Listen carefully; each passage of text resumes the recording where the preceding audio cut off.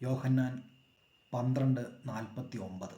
കർത്താവായ യേശുക്രിസ്തു പറയുകയാണ്, എന്നെ അയച്ച പിതാവ് തന്നെ ഞാൻ ഇന്നത് പറയണം, ഞാൻ ഇന്നത് സംസാരിക്കണം എന്ന് കൽപ്പന തന്നിരിക്കുന്നു. പിതാവ് പറഞ്ഞിട്ടല്ലാതെ മറ്റൊന്നും തന്നെ കർത്താവായ യേശുക്രിസ്തു സംസാരിച്ചിട്ടില്ല. പിതാവായ ദൈവവും കർത്താവായ യേശുക്രിസ്തുവും ഒന്നായി സംസാരിക്കുന്നു, ഒന്നായി പ്രവർത്തിക്കുന്നു. ഇന്നിപ്പോൾ കർത്താവായ യേശുക്രിസ്തു നമ്മുടെ ഉള്ളിൽ ഇരിക്കുന്നതിനാൽ നാം സംസാരിക്കുന്നതും കർത്താവായ യേശുക്രിസ്തു സംസാരിക്കുന്നത് തന്നെയാണ്. ഇന്നത് സംസാരിക്കണം എന്ന് കൽപ്പന തന്നിരിക്കുന്നു. നമ്മുടെ നാവ് നമുക്ക് ഇഷ്ടം പോലെ എടുത്ത് ചുഴറ്റാനുള്ളതല്ല. ഞാൻ സംസാരിക്കുന്ന കാര്യങ്ങൾ ദൈവത്തിന് ഇഷ്ടമുള്ളതാണോ? അത് ദൈവവചനത്തിന് അനുസൃതമായിട്ടുള്ളതാണോ? ചിന്തയോടും ശ്രദ്ധയോടും വേണം നമ്മുടെ ഓരോ വാക്കുകളും നാം സംസാരിക്കാൻ. നമ്മുടെ വാക്കുകൾ ഉപ്പിനാൽ രുചി വരുത്തിയതായിരിക്കട്ടെ.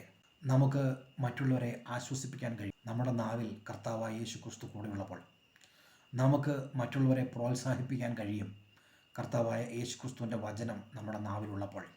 തകർന്നിരിക്കുന്നവരെ, മുറിവേറ്റവരെ ആശ്വസിപ്പിക്കുവാൻ, വീണ് കിടക്കുന്നവനെ എഴുന്നേൽപ്പിക്കുവാൻ നമ്മുടെ വാക്കുകൾക്ക് കഴിയുന്നത് എങ്ങനെയാണ്? കർത്താവായ യേശുക്രിസ്തു നമ്മുടെ നാക്കിൽ ഉള്ളപ്പോഴാണ്.